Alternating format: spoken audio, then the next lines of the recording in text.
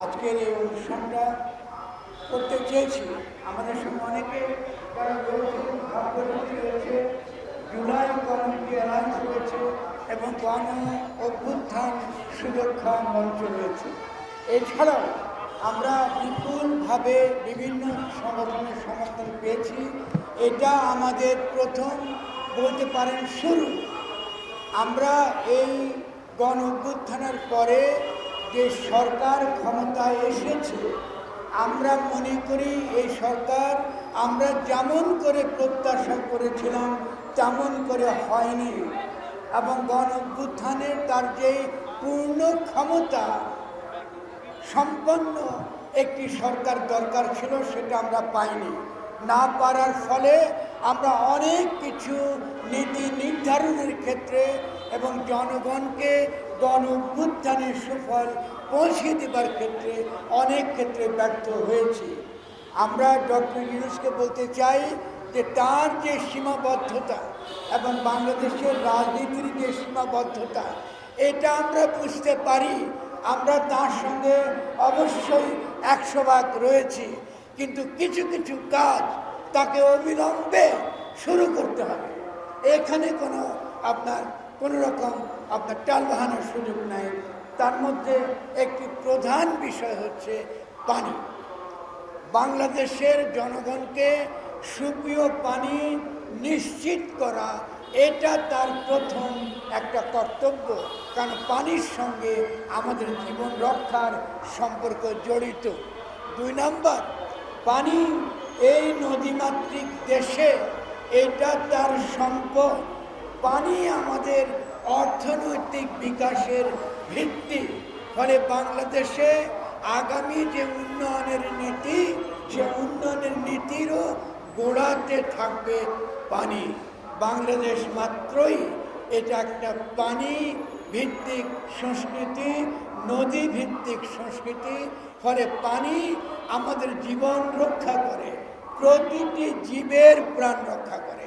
এই নীতির ভিত্তিতে অবিলম্বে তাকে একটি পানি কমিশন গঠন করতে হবে এবং জনগণকে সুপেয় পানি নিশ্চয়তা তাকে বিধান করতে হবে। এখানে কোনো টালবাহানা করবার কোনো সুযোগ নাই। ডিজাইন, এলিগেন্স, বিউটি, সেরা পণ্য সবার জন্য জেভিকো। কেন নাই? কারণ আমরা বিশ্বাস করি না কোনো রাজনৈতিক দল আমাদের সঙ্গে একমত হবে না যে পানি সমষ্টির সম্পদ, পানি আমাদের সকলের সম্পদ, জনগণের সম্পদ। অতএব পানিকে প্রাইভেটাইজ করবার অধিকার কারো নাই। কোম্পানির হাতে পানি সম্পদ তুলে দেবার অধিকার সরকারের নাই। সরকারকে প্রথম কাজ করতে হবে জনগণকে পানি নিশ্চিত করা।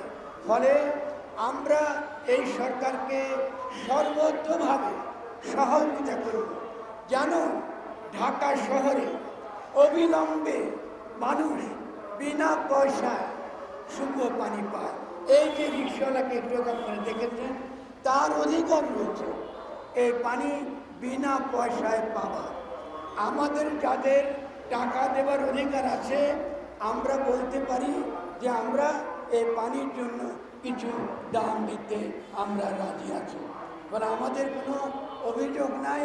ফলে কিছু আমরা পানি কিনতে পারি 20 টাকা দিয়ে নয়, অত্যন্ত নাগরিকরা নাগরিক মূল্যে মানে যে সার্ভিস আমরা ওয়াসা থেকে পাই, কিংবা যারা সে পানি সরবরাহ করবার ক্ষেত্রে সেই সরবরাহ ক্ষেত্রটা পাহারা দেন এবং আমরা সকলে যেন পেতে পারি, এটা নিশ্চিত করে তাদেরও কিছু অধিকার আছে যেন এই সার্ভিসটার বিপরীতে তারা কিছু পেতে পারে। ফলে আমরা বলবো অত্যন্ত কম মূল্যে যারা গরিব তারা যেন কিনতে পারেন, এবং যারা একেবারেই যাদের সামর্থ্য নাই বা যারা মেহনতজীবী মানুষ, তাদেরকে বিনা পয়সায় ঢাকা শহরে পানি সরবরাহ করার মধ্য দিয়ে আমরা একটা পরিকল্পনা অবিলম্বে শুরু করতে চাই। আমি ডক্টর ইউনূসকে স্মরণ করে দিতে চাইছি যে তিনি আন্তর্জাতিক খ্যাতিসম্পন্ন মানুষ এবং আন্তর্জাতিক উন্নয়ন নীতি সম্পর্কে তিনি জানেন। পানি সাস্টেনেবল ডেভেলপমেন্ট গোলের 6 নম্বর অনুচ্ছেদ, এটা বাস্তবায়িত করা তার কর্তব্য, এটা তার দায়িত্বের মধ্যে পড়ে। এটা শুধু ডোমেস্টিক দায়িত্ব তা নয়, এটা আন্তর্জাতিক দায়িত্বের মধ্যে পড়ে। কারণ আমরা তার কাছ থেকে অবিলম্বে সাড়া চাই। এটা এমন না যে আমি আজকে বললাম এবং তিনি 3 বছর পরে তিনি ক্ষমতায় চলে যাবেন, তারপরে বললাম হ্যাঁ আমি চেষ্টা করেছি, হয় না, না এটা হবে না। আমরা মনে করি পানি পাওয়ার অধিকার গরিব মানুষের রয়েছে প্রতিটি পাবলিক জায়গায়, মাদ্রাসাতে, মাদ্রাসা, স্কুলে, এইরকম আমাদের যে পাবলিক প্লেস, এই যেমন প্রেস ক্লাব, এখানে বিনা পয়সা পানি পাওয়ার অধিকার শহরের নাগরিকদের রয়েছে। ফলে আমরা অতি সত্ত্বর এটা বাস্তবায়ন দেখতে চাই ঢাকা শহরের সর্বে, এবং অন্যান্য গরিব মেহনতি মানুষ যেন সহজে পানি পেতে পারে এটার ব্যবস্থা তৈরি করবে। 2 নম্বরটা হচ্ছে তার প্রতি আমাদের আবেদন, আমরা যে সুমিষ্ট পানি সম্পদের অধিকারী, যে সুপ্রিয় পানি সম্পদের অধিকারী 3টি বৃহৎ নদীর মোহনায় থাকার কারণে এই মিষ্টি পানি আপনারা হয়তো জানেন না, এই মিষ্টি পানির দাম জ্বালানির চেয়ে বেশি, এই মিষ্টি পানির দাম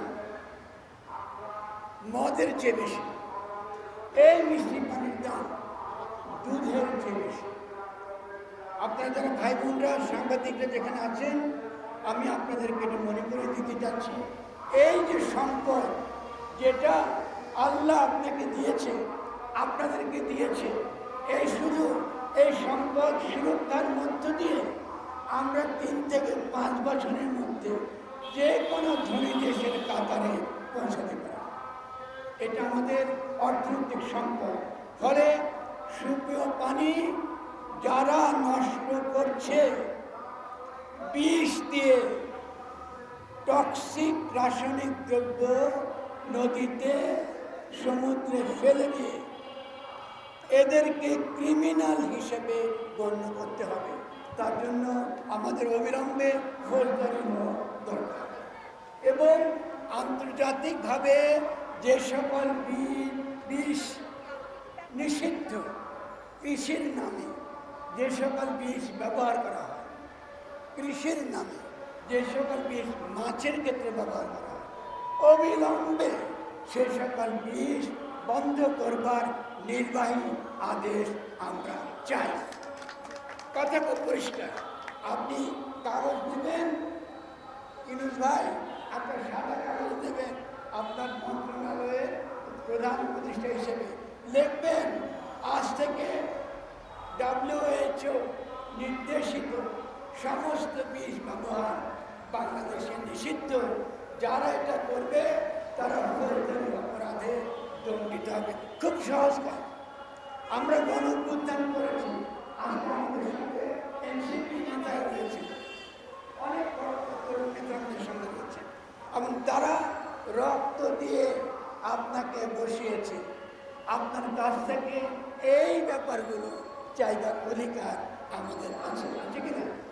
আমরা আছি, কারণ এটা মানুষের জীবন মরণের সঙ্গে সম্পৃক্ত।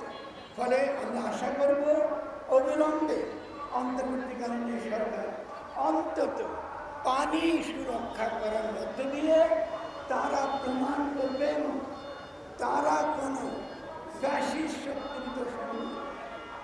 এটা প্রমাণ করার বিষয়, মুখে বলার বিষয় নয়, এটা মুখে বলার বিষয়। আপনি প্রমাণ করবেন এই গত দীর্ঘ 50 বছর যে ফ্যাসিস্ট শক্তি গড়ে উঠেছে, তারা আমাদেরকে আমাদের সম্পদ থেকে বঞ্চিত করেছে, তারা আমাদের পানি থেকে বঞ্চিত করেছে, তারা আমাদের শুকনো পানি পান করা থেকে বঞ্চিত করেছে। এটা অবিলম্বে বন্ধ করতে হবে, এটার সঙ্গে কোনো আপোষ চলবে না।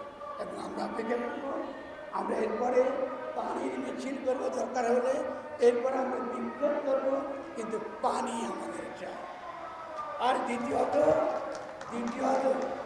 যারা বাংলাদেশে কথায় কথায় আমাদেরকে ধর্মের কথা বলে, যারা কথায় কথায় আমাদেরকে ধর্ম শিক্ষা দেন, ইসলামে অনেক ভাই বলে গেছেন ইসলামের সবচেয়ে পবিত্র জিনিস হচ্ছে পানি। ইসলামের সবচেয়ে সংবেদনশীল যে বস্তু তার নাম পানি, কারণ তার সঙ্গে তার স্মৃতি। আমি আজকে এখানে দাঁড়িয়ে আপনাদেরকে জবাবদিহি করছি, আপনারা কিসের ইসলামের রাজনীতি করেন? আপনারা যদি আজকে সত্যিকারের ইসলামপন্থী রাজনীতি করতেন তাহলে বাংলাদেশে পানির সমস্যা হতো না। আপনারা করতেন, আপনারা ধর্মের নামে কথা বলেন, কিন্তু ধর্মের ইসলামের যে মহিমার দিক, তার যে গৌরবের দিক, তার যে সত্যিকারের রাজনৈতিক দিক, এই ব্যাপারে আপনারা কিছু করেন না। আমরা ইসলামের চোখে বাংলাদেশ মাত্রই যে জনগণ, মানুষ মাত্রই আল্লাহর প্রতিনিধি, এবং তার প্রধান কাজ সৃষ্টির সুরক্ষা। ফলে আমরা সেই ইসলামের যে মহিমা, তার যে আদর্শ, তার যে নীতি, সে নীতির জায়গায় দাঁড়িয়ে সকল ধর্মপ্রাণ মানুষকে আহ্বান জানাচ্ছি, আসুন আমরা আল্লাহর কাছে আমাদের নবীর নামে, নবীর মহিমা আজকে রূপায়িত করার জন্য আজকে আমরা পানির অধিকার আদায় করবার জন্য ঐক্যবদ্ধ। যদি আপনারা এটা করতে না পারেন, আমরা কিন্তু আল্লাহর কাছে জবাবদিহি করতে বাধ্য হব। আমরা যেন জবাবদিহি করতে না হয়, তাহলে গরিব মানুষ যেন পানি পায়, এবং পানি যে সমষ্টির সম্পত্তি, এটা যেন আমাদের আগামী যে গঠনতন্ত্র বা কনস্টিটিউশন, সেখানে আমরা তার উল্লেখ চাই যে পানি জনগণের সম্পদ, সমষ্টির সম্পদ, এটা প্রাইভেটাইজ করা যাবে না। আমি শেষে যে স্লোগান দিয়ে শেষ করব, সেই স্লোগানটা হচ্ছে বলিভিয়া ল্যাটিন আমেরিকার রণধ্বনি। সে স্লোগানটা হচ্ছে কি? সে স্লোগানটা হচ্ছে যে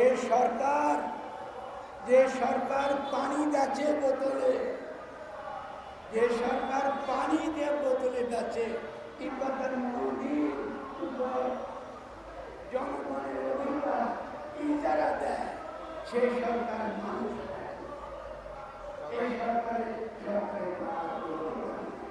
যদি না এটা এই কমিউনিটি চাই, যে সরকার আমার সম্পদ রক্ষা করতে পারে, যে সরকার পানির উপর জীবের অধিকার, নাগরিকদের অধিকার রক্ষা করতে পারে, এবং এরকম পানি আছে,